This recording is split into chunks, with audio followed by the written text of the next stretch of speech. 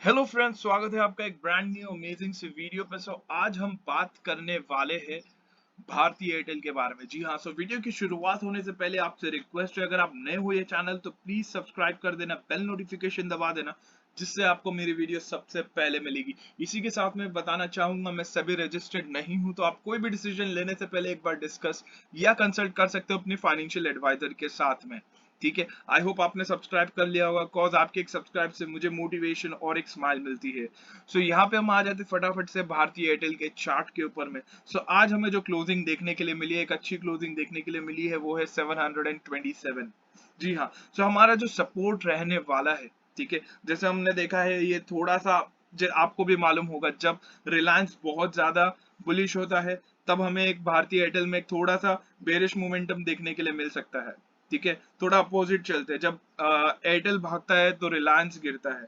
ठीक है, because of जियो। यहाँ पे आज क्या हुआ, आज रिलायंस का आपने क्लोजिंग देख लिया होगा, बहुत ही शानदार क्लोजिंग, 30 पॉइंट्स प्लस में क्लोज किया है। बट यहाँ पे हमें भारतीय एयरटेल में इतना बड़ा बुलिश मोमेंटम देखने के लिए नहीं मिला है।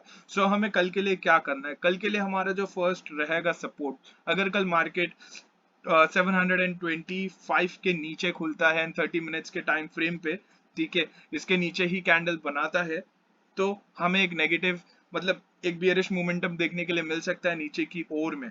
ठीक है, बट अगर कल मार्केट इधर पे आके बाउंस बैक करता है, तो हमारा जो फर्स्ट रेजिस्टेंस होगा ऊपर की तरफ, वो है 729।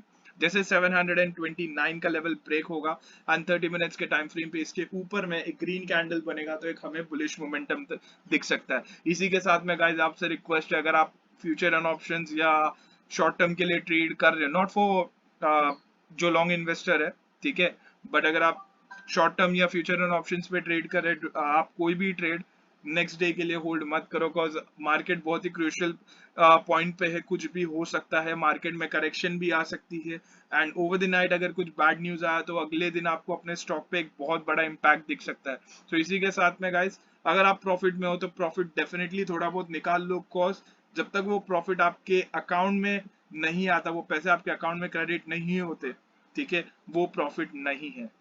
ठीक है, इसी के साथ में गाइस ट्रेड सेफली, मिलते हैं अगले वीडियो में, तब तक के लिए बाय, टेक केयर।